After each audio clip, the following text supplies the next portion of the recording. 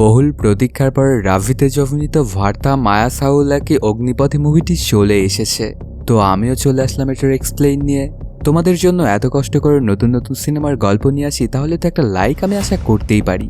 কোনো স্পয়লার না দিয়ে আর চ্যানেলটা সাবস্ক্রাইব করে চলো তাহলে গল্পের গভীরে ঢুকে পড়া যাক। সিনেমার শুরুতেই আমরা মুভির হিরোকে দেখতে পাই, যে কিনা অ্যাকশন সিনের মতো গাড়ি নিয়ে ফুল স্পিডে চলে যাওয়ার প্রস্তুতি নিচ্ছিল। এবার সে নিজেই বলতে থাকে এটা কোনো অ্যাকশন সিন নয়, আর না আমি কোনো ভিলেনকে তাড়া করছি। আমার এভাবে পালিয়ে যাওয়ার কারণ হলো দুইটা মেয়ে।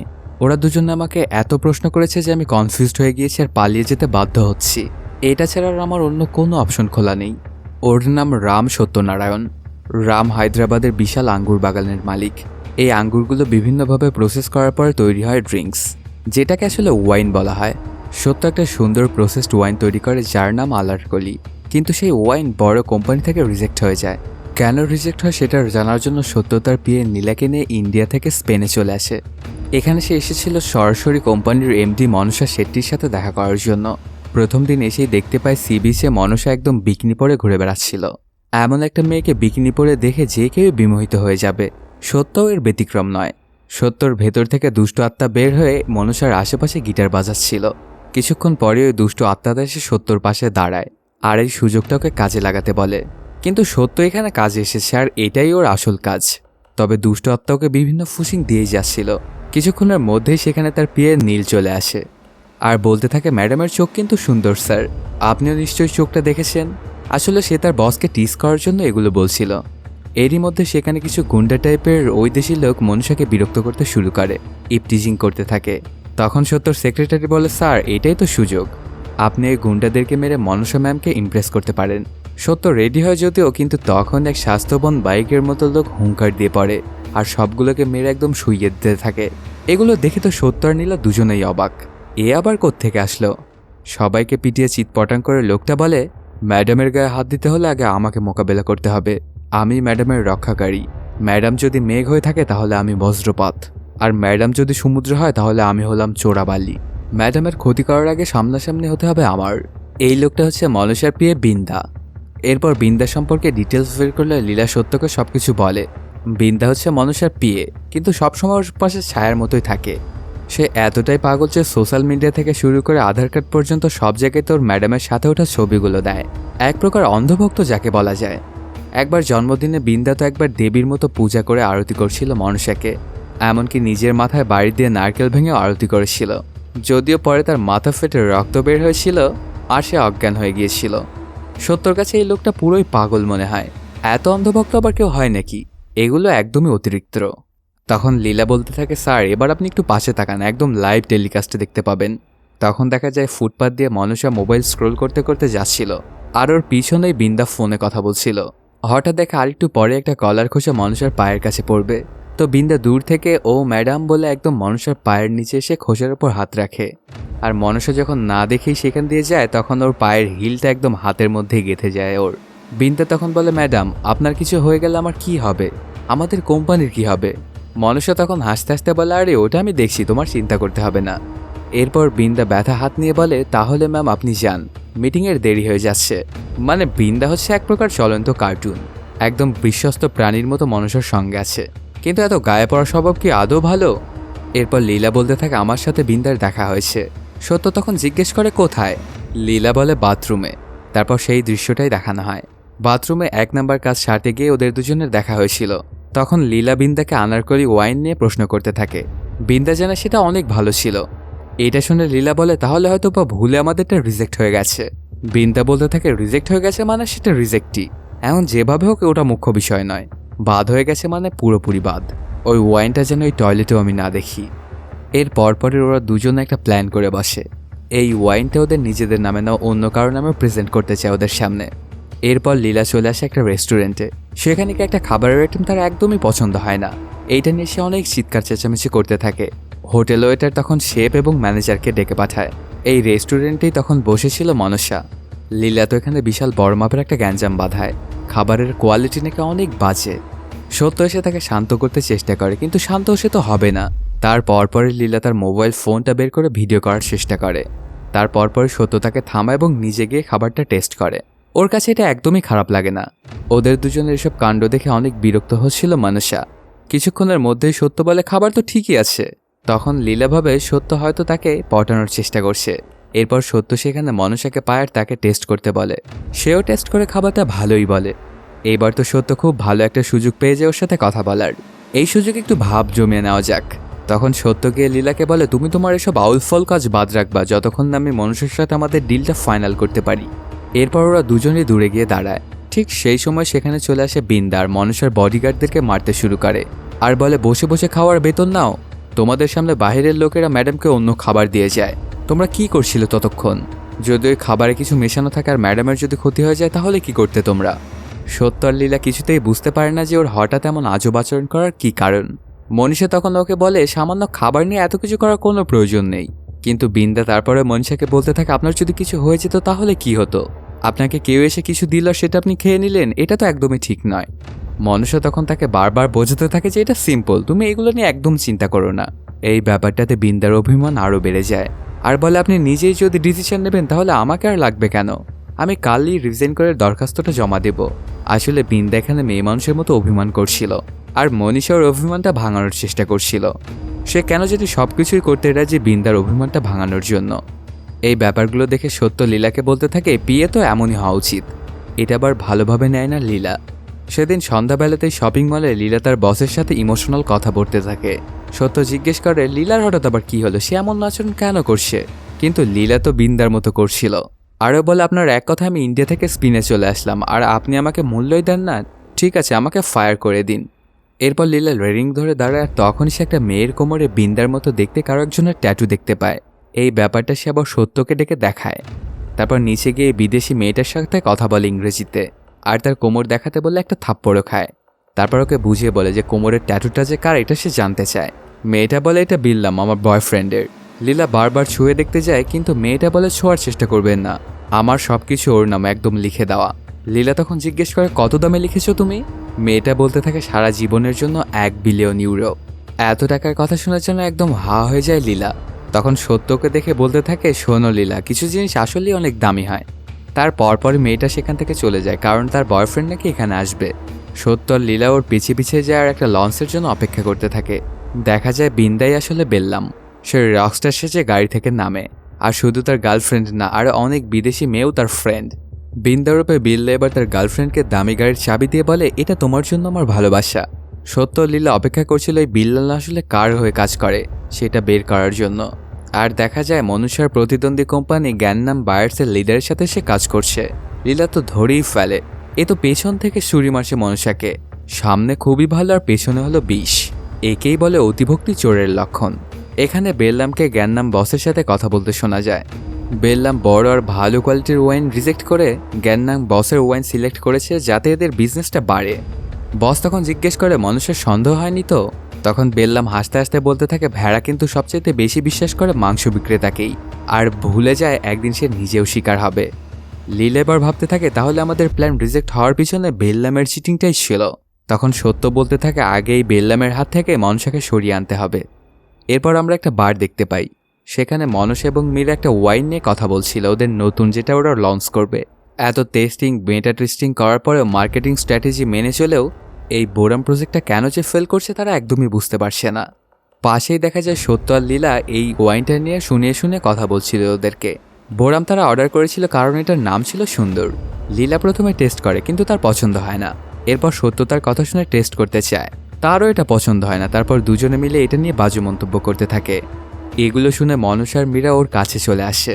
লীলা তো মনসাকে দেখে এমন একটা ভাব করে যে ওকে মাত্রই দেখলো আর বলতে থাকে, আপনাকে কোথায় যেন আমি দেখেছি, আপনি কি কোনো সেলিব্রিটি?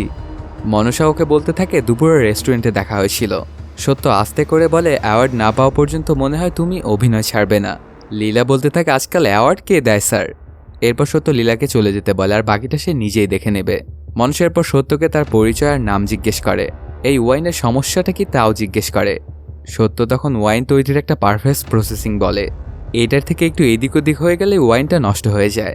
সত্য বলে, এই যে মোরাম, এটাকে যদি আপনি মেয়ে ধরেন তাহলে এর জন্ম হয়েছে এক জায়গায়, বড় হয়েছে আরেক পরিবেশে, তারপর বিয়ে হয়েছে আরেক জায়গায়, বাচ্চা কাচ্চা হয়েছে আরেক জায়গায়, আর মৃত্যু হয়েছে অন্য জায়গায়, যেন ভিন্ন ভিন্ন পরিবেশ।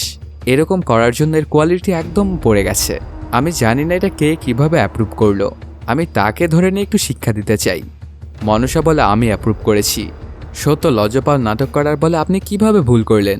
এটার প্রসেসিং লাইনেই তো গড়বড় হয়েছে। মনসা বলে এমন কিছুই হবে না, এটা একটা বিশ্বস্ত মানুষের দায়িত্বে আছে। সত্য বলে ওকে ফাইন, তাহলে আমার কোনো মন্তব্য নেই।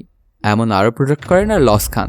সত্য এটা বলতে বলতেই চলে যেতে থাকে, কিন্তু মনসাকে থামাতে চেষ্টা করতে থাকে। সাথে এটাও জানায় তার পিএ অনেক সৎ এবং পরিশ্রমী। তবে সত্য কিছু না শুনেই চলে যায়। এই ব্যাপারটা নিয়ে খানিকটা আপসেট হয়ে যায় মনসা। কিন্তু মীরা বলে আমি অন্তত বিন্দাকে বিশ্বাস করি না, তাই আমি এই ব্যাপারটা নিয়ে খোঁজ নিব। এরপর মীরা সেদিনের সেই লঞ্চের পার্টির একটা ভিডিও রেকর্ড পায়, সেটাই মনসাকে দেখায়। মীরা বলে তোমার আদরের পিএ তো প্রতিদ্বন্দ্বী টিমের সাথে হাত মিলিয়ে আমাদের ডাউন দিয়ে তাদের তুলে দিচ্ছে। এখন তোমার কথাটা বিশ্বাস হচ্ছে তো? মনসা ওই ব্যাপারটা বিশ্বাস করতে থাকে। ঠিক তখনই সেখানে চলে আসে বিন্দা এবং ওর 10 সেকেন্ড যে লেট হয়েছে এর জন্য ওর শাস্তি চায়। কিন্তু ও তো জানে না যে ওর জন্য কি অপেক্ষা করছে। বিন্দা তার নিষ্পাপ অভিনয় চালিয়ে যেতে থাকে। সে বলতে থাকে ম্যাডাম আমাকে আপনি শাস্তি দিন, আমি যে 10টা সেকেন্ড দেরি করে ফেললাম।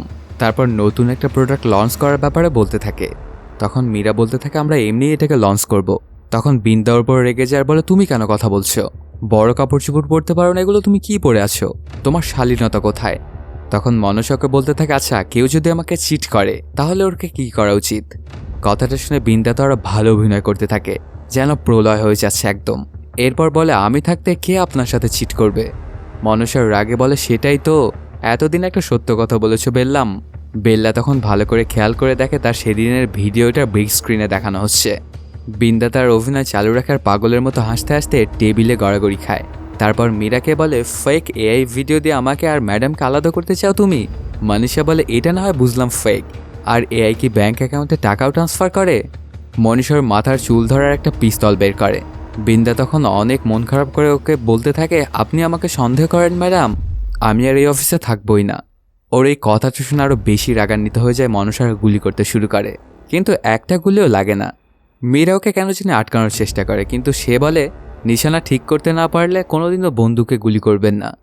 পরদিন বাজারে যেতে যেতে মনীষা মীরাকে বলে সত্যর সঙ্গে যখন আমার দেখা হবে ওকে আমার ধন্যবাদ দিতে হবে, কারণ তার জন্য আমার এত বড় একটা সমস্যার সমাধান হলো। তখন একটা দোকানে তারা লীলাকে দেখে আর সত্যকে খুঁজতে থাকে। মনসা সত্যর দিকে যাচ্ছিল আর ঠিক তখনই লীলা কল দেয় সত্যকে আর বলে দেয় যে মনসা তার দিকে যাচ্ছে। এরপর কিছুক্ষণের মধ্যেই মনসা চলে আসে সত্যর কাছে আর কিছু না বলে ওকে গিয়ে জড়িয়ে ধরে। সত্য জিজ্ঞেস করে কি ব্যাপার? মনসা ধন্যবাদ দিয়ে বলে তার জন্য মনসার কোম্পানি এত বড় সমস্যা থেকে মুক্ত হয়েছে। সত্য বলে আরে এটা তো সামান্য ব্যাপার, তুমি ইন্ডিয়া থেকে স্পেন পর্যন্ত তোমার বিজনেসটা নিয়ে এসেছো, এটা কিন্তু যে কোনো মেয়ের জন্য অনেক টাফ একটা ব্যাপার। তোমাকে কিন্তু অনেকে তার আইডল হিসেবে দেখে। মনসা তখন তাকে লাঞ্চ বা ডিনারের জন্য ইনভাইট করে, কিন্তু সত্য বলতে থাকে আমি প্ল্যান করে কোনো কিছু করি না, চলতে চলতে যা হয়ে যাবে সেটাই। মনসা তখন হাসতে হাসতে বলতে থাকে আমিও তোমার সাথে তাহলে জয়েন হতে চাচ্ছি, আপত্তি নেই তো তোমার? সত্য তো আসলে এটাই চায়। এই ব্যাপারটাতে মনসা অনেক খুশিই হয়। এরপর তারা দুজনে অনেক জায়গায় ঘুরে নাচ গান ফুর্তি করতে থাকে। তার পরপরই সত্য তাকে আনারকলি টেস্ট করার। এই ওয়াইনটা আবার খুব পছন্দ হয় মনীষার। সত্য বলে এটা তার বন্ধুর স্ত্রীর বান্ধবীর স্বামীর ব্র্যান্ড। মানে কি আর বলা, বন্ধু বললেই হয়, এত জটিল না করলেও পারত। তো এরই মধ্যে আবার সত্যের দুষ্টতা বের হয়ে বলে এভাবে শুধু দেখলেই হবে, মনুষাকে শুয়ে দেখতে হবে, কাছে পেতে হবে। সত্য বলতে থাকে আমার এগুলো ধান্দা নেই, এগুলো যদি মানুষ দেখতে পায় তাহলে কি বলবে? দুষ্ট আত্মা বলে আরে কারা কথা বলবে, তুমি তোমার কথাটা শোনো, তোমার ভেতর থেকে তুমি তাকে কাছে পেতে চাও। যদি বলো যে চাও না, আমি এমন না সাধু, তাহলে বলতে হয় সুযোগের অভাবে তুমি এসব কিছু বলছো, আর এখনই হচ্ছে তোমার সময়। তো দুষ্ট আত্মার সারায় আর অনেক ড্রিঙ্কস করার কারণে রাতে হোটেল রুমে দুজনের মধ্যে অন্তরঙ্গ সম্পর্ক হয়েই যায়। পরের দিন সকালবেলাতে রাতের ঘটনার জন্য সত্য তো লজ্জা পাচ্ছিল, কিন্তু দুষ্ট আত্মাটা তখনও বের হয়ে এসে বলে শুধু শুধু তুমি লজ্জা পাচ্ছ, মনুষাকে দেখো, তার মধ্যে কোনো টেনশন নেই, সে একদম চিল মুডে আছে।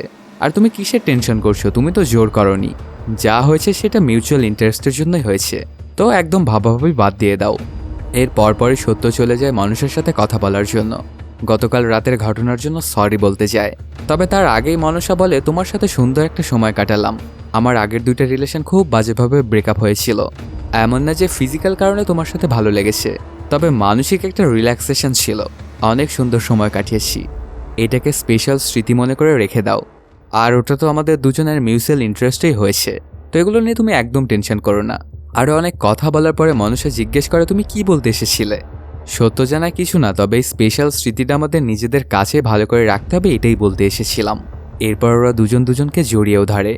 তার পরপরই সত্য চলে আসে তার হোটেল রুমে আর জিনিসপত্র সবকিছু গুছিয়ে নিয়ে ইন্ডিয়ার উদ্দেশ্যে রওনা দেয়। তখন সত্য লীলাকে বলতে থাকে, আমি চেয়েছিলাম মনীষাকে ওয়াইনের ব্যাপারে বলতে, এরকম ঘটনা ঘটবে আমি একদমই আশা করিনি। শেষ পর্যন্ত আমি আর সত্যটা ওকে বলতে পারিনি, আমি ওকে মিথ্যে কথা বলেছি।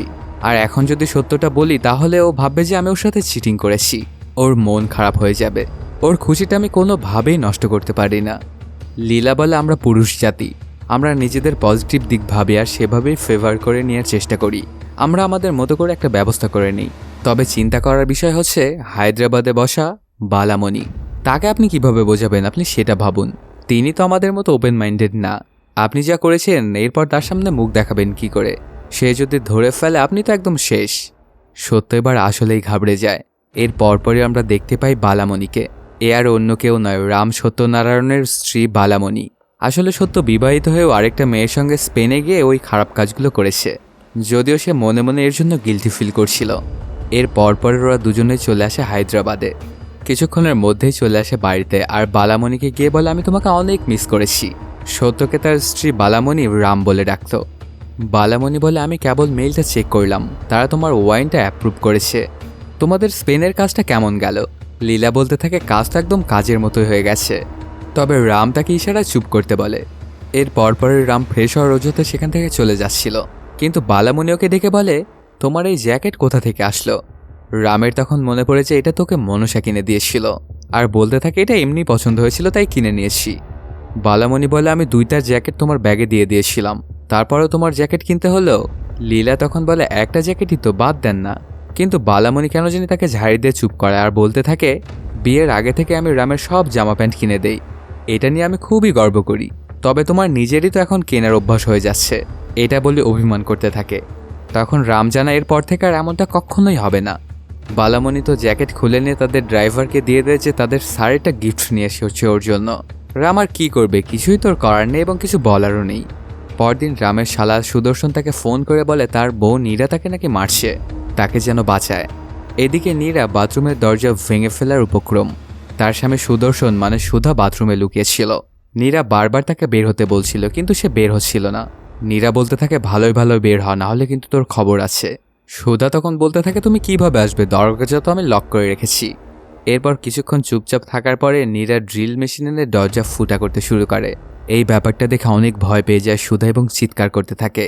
ততক্ষণে বালামণি আর রাম চলে আসার তাদেরকে আটকায়। রামের ভরসায় তখন সুধা সেখান থেকে বের হয়। আর নীরার কাছে যখন কাহিনীটা জিজ্ঞেস করে তখন সে বলতে থাকে সুধা নাকি বিজনেস ট্রিপের নাম করে বিদেশ গিয়েছিল, কিন্তু তার লাগেজে অন্য একটা মেয়ের নাম পাওয়া গেছে। রাম বলে, হতে পারে এটা তার পাশের প্যাসেঞ্জার। এবার নীরা প্রমাণ দেখিয়ে বলে, একই পোজে একই টাইমে একই জায়গায় ছবি কিভাবে তোলে।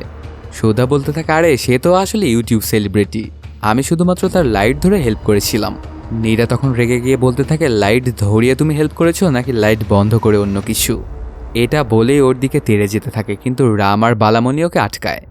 এরপর নীরা অনেক আফসোস নিয়ে বলে, 10 বছরের বড় কাউকে বিয়ে করলে তুমি সারা জীবন সুখে থাকবে, এই হলো সুখের নমুনা।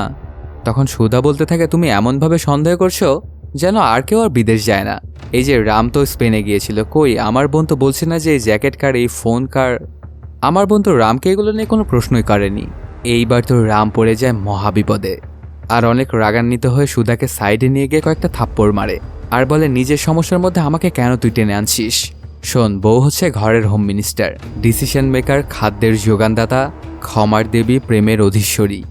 সুধা তখন বলতে থাকে, এতই যদি ক্ষমার দেবী হয় তাহলে আমাকে তুমি ক্ষমা করে দিতে বলো না। এটা শুনে রাম তো আরেকবার ওকে ধোলাই দিতেই যাচ্ছিল। তখন বালামণি ওকে থামিয়ে বলে, রামকে আমি কেন সন্দেহ করব? তুমি বিজনেস ট্যুরের নাম করে বিদেশে গিয়েছিল কোনো মেয়ে নিয়ে, আর রাম গিয়েছিল তার প্রজেক্ট কেন রিজেক্ট হয়েছিল সেটা দেখার জন্য। দুইটা এক ব্যাপার নয় যে রামকে আমার সন্দেহ করতে হবে। রামের সাথে কখনো তুমি নিজেকে তুলনা করবে না। তারপর নীরাকে বলতে থাকে, আমি যদি তোমার জায়গাতে হতাম তাহলে এমন স্বামীকে আমি কখনোই মেনে নিতাম না। মাফ করা তো পরের কথা। রাম গাড়িতে করে যেতে যেতে ভাবে আর লীলাকে কল করে একটা সাইকিয়াট্রিস্টের সন্ধান করতে বলে। এরপর তারা ডাক্তার কমল স্যারের কাছে যায়। তিনি প্রথমে বলেন, এইখানে কোনো হাতি নেই। নীলা বলে, আপনি থাকতে আবার হাতি লাগে নাকি? ডাক্তার হাসতে হাসতে বলতে থাকে, আরে এটা তো একটা প্রবাদ। মানে কোনো বড় সমস্যা নয়। রাম বলে কিভাবে বড় সমস্যা নয়? আজ অন্য কেউ জ্যাকেট কিনে দিচ্ছে বলে চিন্তা করছে, কাল অন্য মেয়ে আমার জীবন আসছে এটা শুনলে তো একদম মেরেই ফেলবে। সে আমার প্রতি খুব পজিটিভ, আমাকে খুব ভালোবাসে। তখন ডাক্তার বলে এটা আগে মনে রাখেননি কেন? লীলা বলতে থাকে এইসব কি আর ওই মুহূর্তে গিয়ে মনে থাকে? আপনি নিজে হলে কি করতেন? ডাক্তার হাসতে হাসতে বলতে থাকে কোনো পুরুষেরই সেই সময় স্ত্রীর কথা মনে থাকে না। রাম তখন জিজ্ঞেস করে স্বামী হিসেবে আমি তাহলে ভুল করেছি? ডাক্তার বলে ভুল তো থাকবেই। এই যে ভুল করবেন তারপর বউ জেনে যাবে, এটা কষ্ট পাবে, এই ভয় আপনাকে তাড়া করে বেড়াবে, সেই স্বামী আদর্শ স্বামী হতে পারে।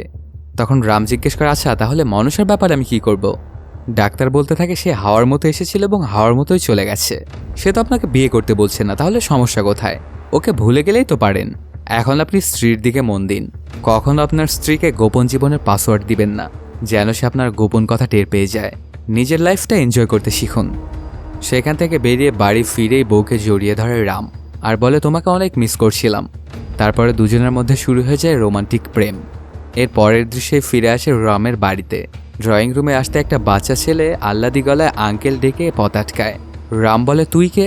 আর এখানে তোর কি? এরপর একটা লোক বলে ও আমার ছেলে। রাম এবার তার কাছে গিয়ে বলে আপনি কে? লোকটা বলে মনে নেই তোমার বিয়েতে আমি এসেছিলাম। রাম বলতে থাকে আমার বিয়েতে তো অনেকেই এসেছিল, সবাইকে তো মনে রাখতে পারবো না। এরপর বালামণি নিশাকে নিয়ে আসে। এইবার রাম নিশাকে চিনতে পারে। পুরুষ মানুষ বলে কথা, মেয়েদেরকে তো ভুলতে পারে না। তখন বালামণি বলে নিশার তার স্বামী কাজের জন্য বেঙ্গালুরু যাবে আর ছেলে কয়েকদিন এখানে থাকবে। তখন রাম বলে ঠিক আছে, কোনো সমস্যা নেই। তবে এই পুচকে ছেলেটা রামের পেছনে পেছনেই যেতে থাকে সব জায়গাতেই আর বলতে থাকে আপনারা বাইরে গেলে আমি একাই থাকবো, একটা কিছু কিনে দেন না প্লিজ, যাতে আমি গেম খেলতে পারি ঘরের মধ্যেই। তখন রাম বলে এভাবে আঙ্কেল বলতে তোকে আমি আগেই বারণ করেছিলাম, আমি কিছু কিনে দিতে পারবো না তোকে। বাইরে গিয়ে দেখ অন্য বাচ্চারা খেলছে, তো ওদের সাথে গিয়ে তুইও খেল। এই বুদ্ধিটা একদমই পছন্দ হয় না ত্রিনিত্রার। সেদিন রাত্রেবেলাতে আমরা একটা ওয়াইন ফেস্টিভ্যাল দেখতে পাই, যেখানে রাম তার বক্তব্য দিয়ে স্টেজ থেকে নেমে আসে। তার কিছুক্ষণ পরে স্টেজে থেকে ইউনাইটেড স্পিরিটের এমডি মনসা শেট্টিকে দেখা যায়। লীলা তো এই ব্যাপারটা দেখে পুরো শকড আর সাথে সাথে মুখটাও লুকিয়ে নেয়। মনসাকে দেখার পর রাম যে কি করবে কিছুই বুঝতে পারে না, একদম ওর দিকে একদৃষ্টিতে চেয়েই থাকে। কিন্তু লীলা তাকে দ্রুত বাইরে নিয়ে যেতে আসে আর মজা করে বলে আপনাকে খুঁজতে মনে হয় আসতেছে। রাম তোকে ঝাড়ি দেওয়া শুরু করে। এদিকে তারা দরজা দিয়ে বের হতে গেলে গার্ড বলে এটা সেলিব্রিটিদের জন্য।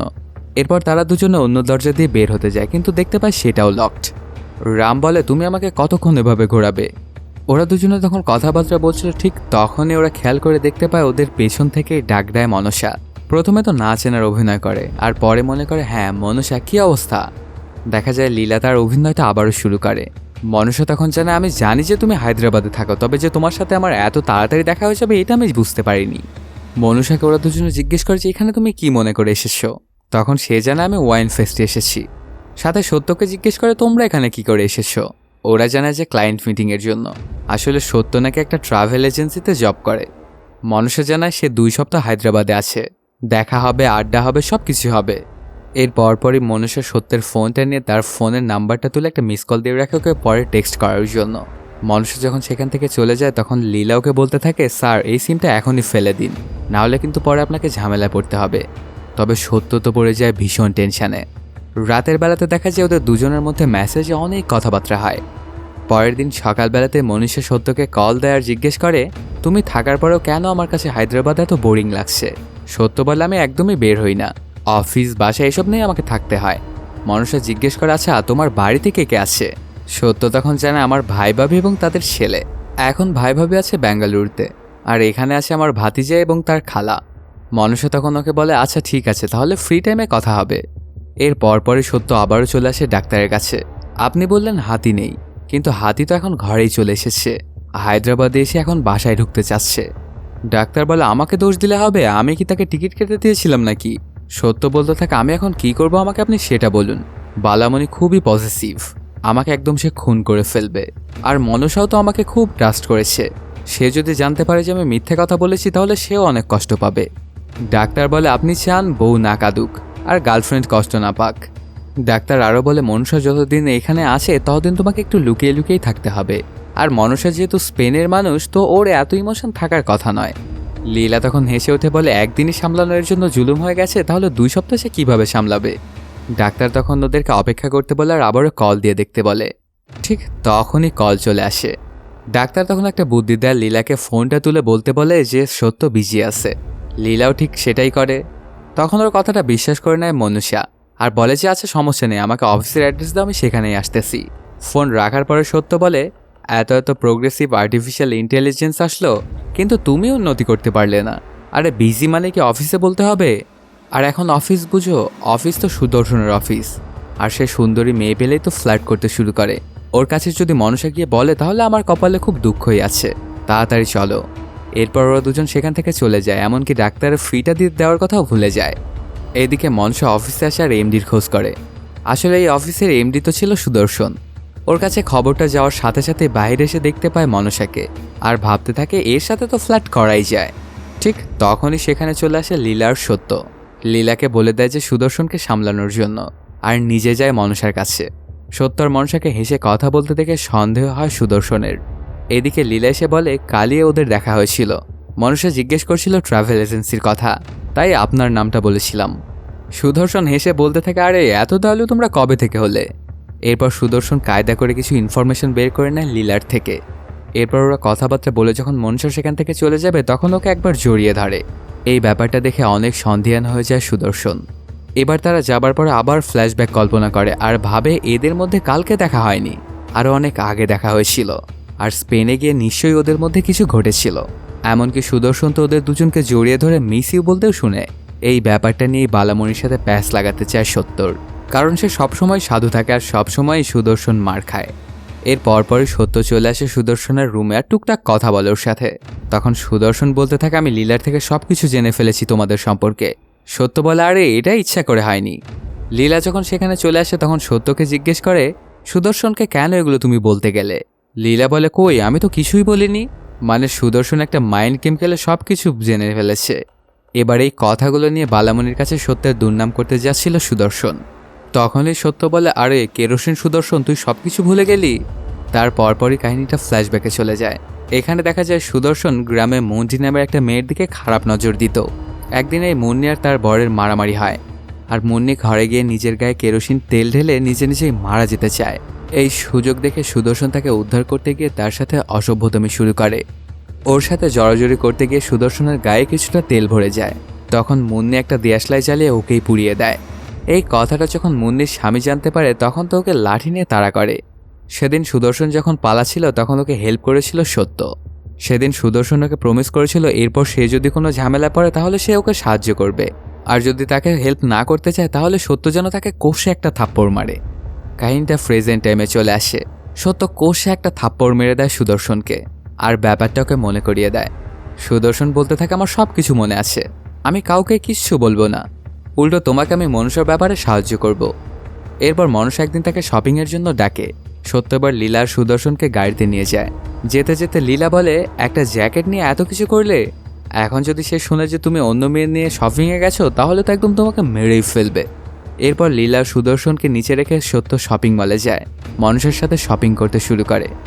শপিং মলের সামনে দুইটা সুন্দরী দেখে সুদর্শন দূর থেকে টিস করে। লীলা বলে ওইটা তো আপনার বই, এইভাবে বলতে হয় না। তার পরপর ওদের খেয়াল হয় নীরা আর বালামণি আজকে শপিং করতে এই শপিং মলে এসেছিল। লীলা সাথে সাথেই সত্যকে ফোন করতে শুরু করে। আর এই দিকে সত্য আয়নার সামনে দাঁড়িয়ে নিজের পরিস্থিতি নিয়ে ভাবতে থাকে আর একাই কথা বলছিল। এরই মধ্যে সে বালামণিকে দেখে। এবার আর সে যাবে কোথায়? এদিকে বালামণি তো ওইদিকে মনসা। বালামণির থেকে সে লুকিয়ে শপিং করছিল। এরপর নীরাকেও দেখে। নীরাকে দেখে সত্য বলে সবার আজকে এখানেই আসতে হলো। এরপর তো ঘুরতে ঘুরতে একটা কাউন্টারে গিয়ে প্রায় মুখোমুখি হয়ে যাচ্ছিল, কিন্তু সত্য টেনে নিয়ে আসে মনসাকে। পরে লীলা ফোন করে জানায় যে বালামণি আর নীরাও অ্যাপ কিং শপিং মলে আসছে। সত্য তখন বলে যে নীরাকে সামলানোর জন্য, যেন সে সুদর্শনকে কাজে লাগায়। তারপর সত্য ড্রেসিং রুমে গিয়ে ফেসে যায়, কারণ বের হতেই দেখতে পায় সেখানে বালামণি দাঁড়িয়ে আছে। এরপর কোনো মতে নিজেকে ড্রেসিং রুমের মধ্যে আটকে ফেলে, এমনকি ভয়েস পরিবর্তন করে কথা বলে যাতে বালামণি বুঝতে না পারে। এর মধ্যেই লীলা কল করে নীরাকে আর বলে যে সুদর্শন অন্য মেয়েকে নিয়ে শপিং করছে। নীরা তো খেপে গিয়ে বালামণিকে ডেকে নিয়ে যায় আর সুদর্শনের 12টাই বাজবে। বালামণি চলে গেলে সত্য রিল্যাক্সে ড্রেসিং রুম থেকে বের হয়। পরে ওরা মনসাকে পার্কিং লটের থেকে গাড়িতে তুলে দেয়। দেখা যায় বালামণি আর নীরা ব্যাপারটা দেখে ফেলে। নীরা এসে সুদর্শনকে থ্রেট করে আর এই মেয়েটা সম্পর্কে জিজ্ঞেস করে, কিন্তু সুদর্শন কি আর বলবে, সে তো ফেঁসে গেছে। এবার সে চেষ্টা করতে থাকে যে কিভাবে সত্যকে ফাঁসানো যায়। কিন্তু বালামণি এবার জিজ্ঞেস করে সত্য এখানে কি করছিল।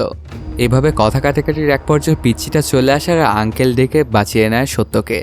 বাড়িতে এসে আর ত্রিনেত্রা এবার সত্যকে ভালো করে ফাঁসিয়ে দেয়, কারণ মনসার সাথে সে সত্যকে দেখেছে শপিং মলে। এখন সত্য যদি চায় এই কথা ফাঁস না হোক, তাহলে তাকে ওর কথা শুনতে হবে।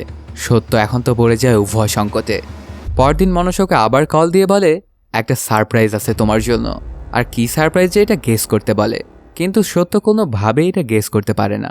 তবে এই দিকে সত্যর সামনে তার স্ত্রী বালামণি দাঁড়িয়ে, তারও একটা সারপ্রাইজ আছে। তার পরপরই মনসা বলতে থাকে আনারকলি ওয়াইনের প্রেসিডেন্টের সাথে দেখা করতে নিয়ে যাবে। এদিকে বালামণি ওকে গেস করতে বলছিল যে কী সারপ্রাইজ। সত্য বলে ইউনাইটেড ওয়াইনের এমডি মনসা শেট্টির সাথে দেখা করতে নিয়ে যাবে। বালামণি তো এটা শুনে অবাক, বলে কিভাবে জানলে তুমি? তাও সন্দেহ না করে বলে আগের দিন শপিং মলে আলাপ হয়েছে, তাই দেখা করতে নিয়ে যাব। এবার তো আরও বেশি বিপদে পড়ে যায় সত্য। রাত্রেবেলাতে সে লীলার সঙ্গে আলাপ করতে বসে যে কী করা যায়, তাদের দুজনকে কি সে সত্যটা বলে দিবে। লীলা বলে এর ফল কী হবে আপনি কি একবার ভেবে দেখেছেন স্যার? আপনি কি জেনে শুনে কাজটা করতে চান? তারপর পরই সত্য চলে আসে মনসার কাছে ওকে সত্যটা বলার জন্য। অনেক ড্রিঙ্কস করে যাতে নেশার ঘরে ওকে সত্যটা বলতে পারে। তবে ওর দুষ্টু আত্মাটা ওকে বারবারই বারণ করছিল এগুলো বলতে, লাইফটা এনজয় করতে বলে। কিন্তু সত্য বলতে থাকে আজকে আমি এটা বলেই ছাড়বো। এরপর মনসা তাকে রাতে থাকার জন্য রিকোয়েস্ট করে, কিন্তু সত্য জানায় যে আমি কোনোভাবেই থাকতে পারবো না, কারণ বাসায় ওরা অপেক্ষা করছে আমার জন্য।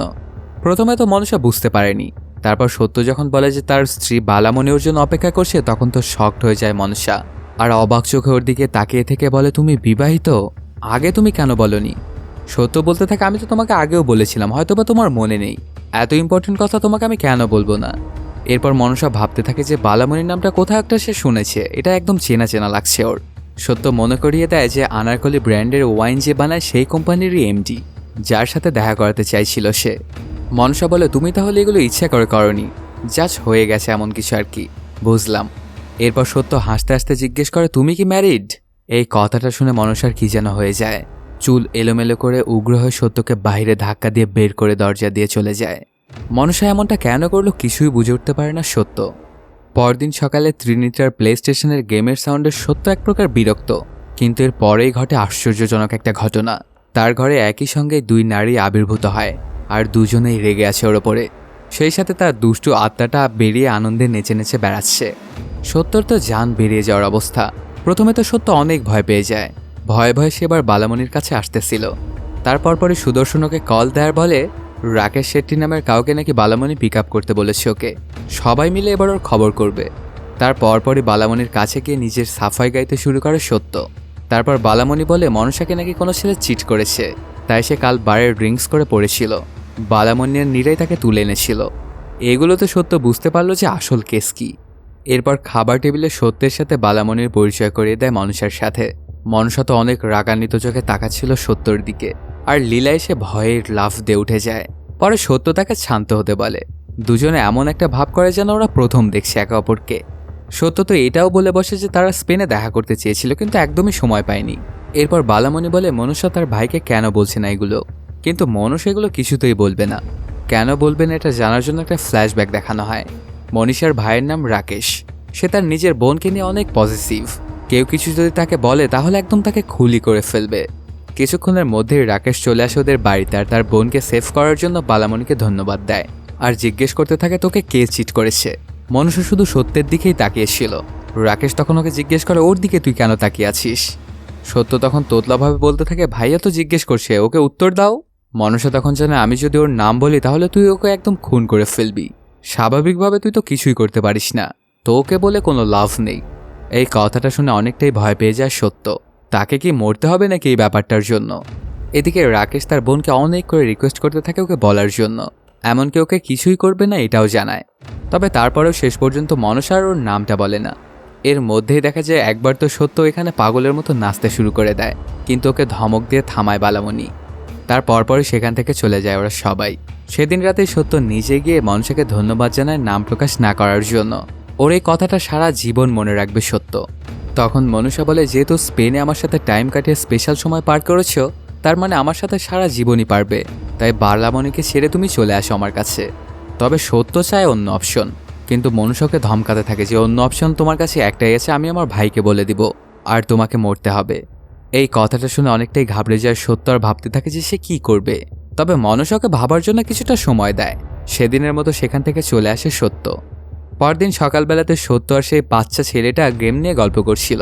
ঠিক তখনই সেখানে বালামণি এসে বলে, তুমি এই ছেলেটাকে নষ্ট করেছ।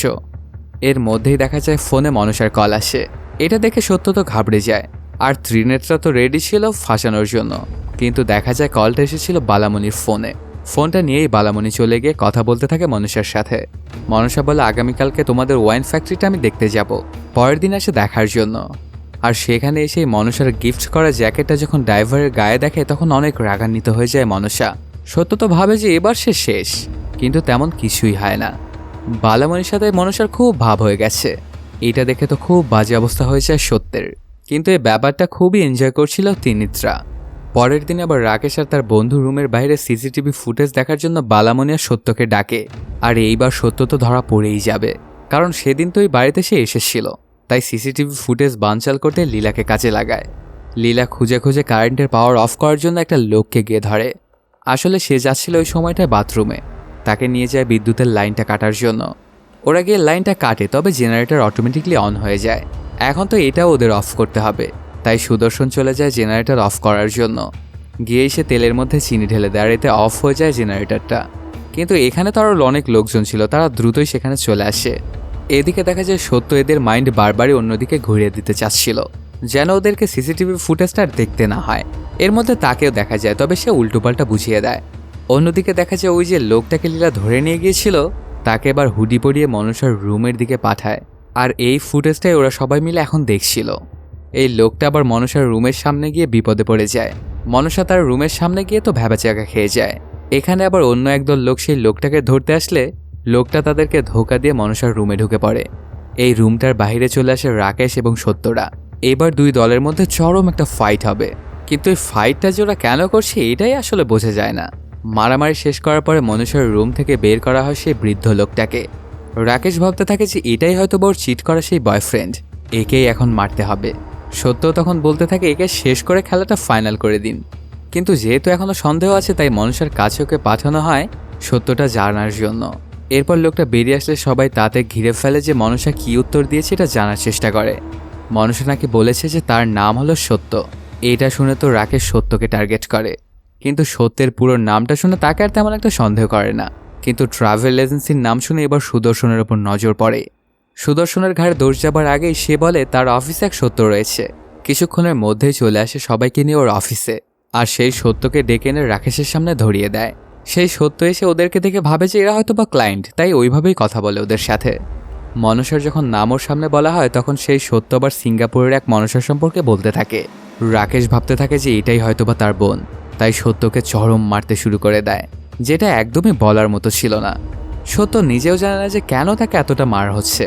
তবে এখান থেকে রাকেশ একটা ক্লু পায় স্পেন নিয়ে। তার একটা অ্যাসিস্ট্যান্ট বন্ধুকে দিয়ে খোঁজ পায় সত্যনারায়ণ আসলে সেই লোক যে ধোঁকা দিয়েছে। এবার রাকেশ খোঁজ করতে শুরু করে দেয় যে স্পেনে মনসার সাথে কে কে জড়িত ছিল। এর মধ্যে মনসা তার জন্মদিন পালন করতে সত্যকে ডাকে।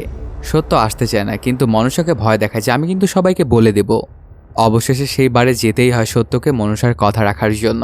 এমনকি মনসার কথা মতো ড্রিঙ্কস করে ডিজে তালে ডান্সও করে ওরা দুজন। কিছুদিন পরেই চলে আসে সংক্রান্তির অনুষ্ঠান। রাকেশ তো সেখানে বারবারই হুমকি দিচ্ছিল যে এবার সবকিছু ঠিক বেরিয়ে যাবে। ঠিক তখনই সেখানে চলে আসে বৃন্দা। এখানে তার নাম ড্রানশরণ। সে এখন বিশাল ভগবান ভক্ত যাকে বলা হয়।